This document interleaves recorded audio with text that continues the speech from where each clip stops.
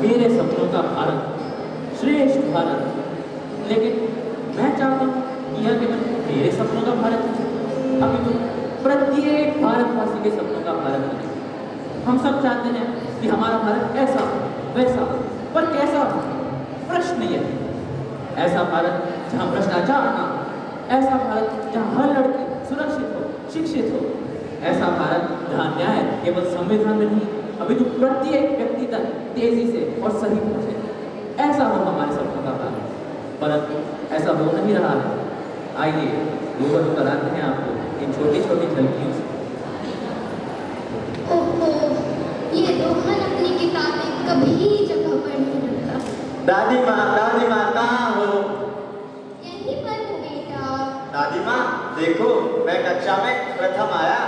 अरे वाह, ये तो बहुत अच्छी बात है बेटा। दादी माँ आप वहाँ बैठो, मैं जमाता हूँ किताबें।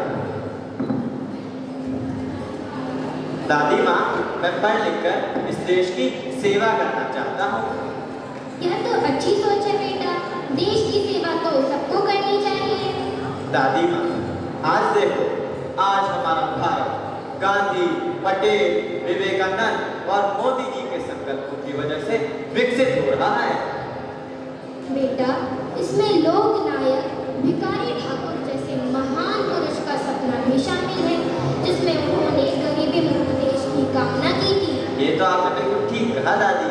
हाँ बेटा, तभी तो किसी ने क्या खूब कहा है, खुद ही को कर बुलंद इतना, खुद ही को कर बुलंद इतना कि हर तकदीर से पहले खुदा बंदे से खुद पूछे, बता तेरी रज़ा क्या है, और तुम्हारा सपना जरूर पूरा होगा।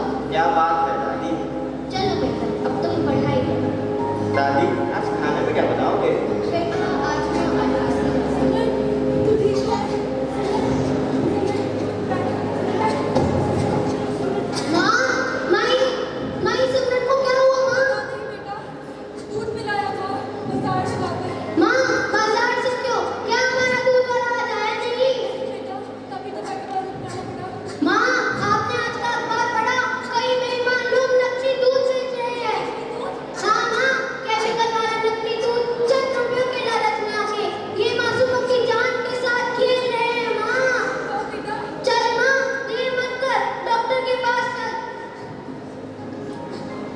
स्वच्छ भारत का इरादा कर दिया हमने, देश से अपने वादा इरादा कर लिया हमने। गांधी जी के सपने, हमारे आपके सपने, हम सबको मिलकर एक स्वच्छ भारत बनाना। तो आइए हम सब इस स्वच्छता अभियान में भाग लें और भारत को सुंदर बनाएं। क्यों दोस्तों? इस अभियान में हम आपके साथ हैं। तो चलो भारत को सुंदर बनाते हैं। पता नहीं आजकल क्या हो रहा है, मैं तो परेशान सी आ गई हूँ। मुझे रवीना की बड़ी चिंता सी होने लगी है, लड़कियों का शोषण। माँ, नहीं तो हूँ। क्या माँ, पूरा दिन फोन पर ही लगी रहती हो? तमीज से बात कर, माँ हूँ तेरी। अरे माँ, मेरी प्यारी माँ, तू गुस्सा क्यों करती है? तू गुस्से में जरा भी अच्छी नहीं लगती। हाँ, बस का मार रहा है, काम क्या है ये बोल। माँ, आज बंटी का जन्मदिन है, हम सब होटल जा रहे हैं, तो उसके लिए सिर्फ 500 रुपए दे दे। 500 रुपए दे दे। रवि कब तक माँ, रवि, आज चालू का जन्मदिन है और मुझे भी जाना है। कहीं नहीं जाएगी तू, और रात को तो बिल्कुल नहीं। मगर क्यों माँ? घर में पैर टिकते नहीं है, कुछ हो गया जीते जी मर जाऊंगी मैं। अखबार नहीं पढ़ रही, क्या हो रहा है? मगर आप रवि भैया मुझे जाने दे रही हैं और मुझसे पूछती हैं मैं अखबार नहीं पढ़ती। लड़का है वो। अरे माँ, भेदभाव का जमाना गया, यह आज का भारत है। लड़का और लड़की दोनों बराबर हैं, और अगर समझाना ही है तो अपने बेटे को समझाओ। जिस दिन से हर लड़की अपने पति, बेटों और भाइयों को समझाने लग गई, उस दिन से हर लड़की सुरक्षित होगी, चाहे घर के अंदर हो या बाहर हो। ठीक कह रही है रवि, इसको लेकर जा और लड़ना मत। ठीक है माँ।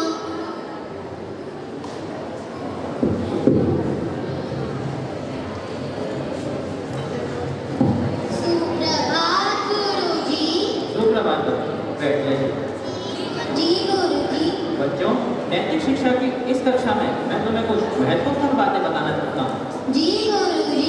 बच्चों, तुम सब भारत का भविष्य हो और शिक्षा ही तुम्हारे भविष्य को उज्जवल बना सकती है। जी गुरुजी। बच्चों, लालच में आकर कभी गलत काम मत करना। बेईमानी, भ्रष्टाचार और झूठ से सदैव दूर रहना। जी गुरुजी, अब हम आपके बताए रास्ते पर ही चलेंगे। आज की गुरुजी ने बहुत अच्छी चर्चा की।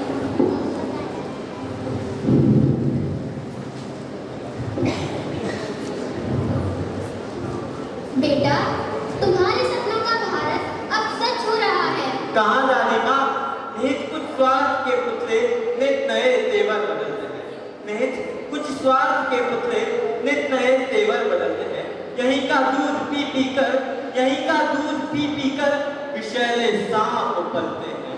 छिपे घुसपैठ ये घर में वतन को रोज चलते हैं। विदेशी शक्ति के बल पर घिनौनी चाल चलते हैं। बच्चे, इतना हताश क्यों हो रहा है? दादी माँ देखो, अखबार के प्रथम पृष्ठ से अंतिम पृष्ठ तक लड़कियों का शोषण, अपमान, हत्याएं और अपराध की खबरें छपी है। क्या होगा इस देश का? घबराओ नहीं बेटा, प्रयास करते रहो। स्वर्गीय रतन टाटा जी ने कहा है, सबसे बड़ी असफलता प्रयास न करना। देर से ही सही, पर परिवर्तन जरूर हो। जी दादी माँ, ये तो आप बिल्कुल ठीक कह रही हैं। चल बेटा, अब तू आराम कर। गाड़ी संख्या 1, 9, 5, 4 प्लेटफॉर्म क्रमांक 2 के बजाय 3 पर आ चुकी है। आपको हुई बेटा, अपन को यहाँ बैठना है।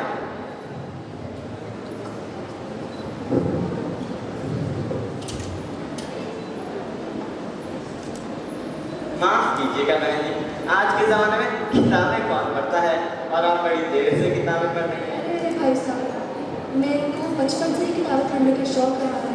और उसके बाद बच्चे तो वही करते हैं जो बड़ों को करता हुआ देखते हैं। देखा तुमने, कुछ सीखो उनसे। अरे भाई साहब, आप उसको मत डांटिए। पहले आप अपने आप को देखिए, आप क्या कर रहे हैं। बच्चे वही करते हैं जो बड़ों को करता हुआ देखते हैं। बिल्कुल सच, बच्चे वही करते हैं जो वह देखते हैं। नेहा, तुम कहाँ जा रही हो?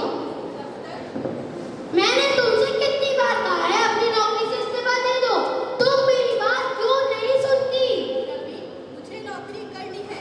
मैं एक शिक्षित, आत्मनिर्भर महिला हूँ। और फिर पैसे भी तो आते गए। पैसे? क्या मेरी तनख्वाह काफी नहीं तुम सबकी जरूरतें पूरी करने के लिए? नहीं रवि, महंगाई दिन ब दिन बढ़ती जा रही है। घर के खर्च, बच्चों के खर्च, स्कूल की फीस। इसके नाटक कभी मैं खत्म मेरी नहीं। नौकरी नहीं छोड़ सकती। चुप कर बहू, रवि ठीक कह रहा है। घर के काम, बच्चों की देखभाल और मेरी सेवा, ये सब कौन करेगा? सुनो तो माँ जी, मेरी माँ से दवा लगाती। मैं क्या, मेरा मन बहुत कुछ है। इस देश में बहुत कुछ अच्छा भी हो रहा है और बहुत कुछ बुरा। देखो ना, न्याय की देवी के हाथों से पट्टी भी हटा दी गई है और उनके हाथ में संविधान। इस देश में बदलाव तो निस्संदेह हो रहा है। लेकिन लेकिन लेकिन लड़कियों का शोषण, भ्रष्टाचार, महंगाई, बेरोजगारी, क्या क्या हो रहा है इस देश में, क्या क्या। मैं अकेला क्या करूं भगवान, क्या करूं? कैसे बनेगा मेरे सपनों का भारत, कैसे बनेगा? निराश मत हो, हताश भी नहीं। यही सोचोगे कि हम भी अकेले सही मार्ग पर क्यों चलें? बस यही सोच तो बदलनी है। सोचो, यदि इकाई ना हो तो अनंत संख्या कैसे बनेगी? कौन हो तो? और सामने क्यों नहीं आते? मैं हूँ तुम्हारी, तुम सबकी अंतरात्मा। याद रखो, रास्ते नहीं चलते, जिन रास्तों पर हम चलते हैं वही इतिहास बन जाता है।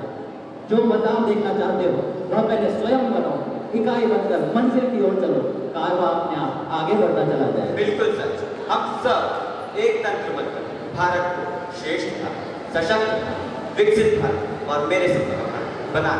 क्या आप और आप सब हमारे साथ हैं? हाँ, हम आपके साथ हैं। जब आप सब हमारे साथ हैं तो हमारे सपनों का भारत जरूर बन जाएगा।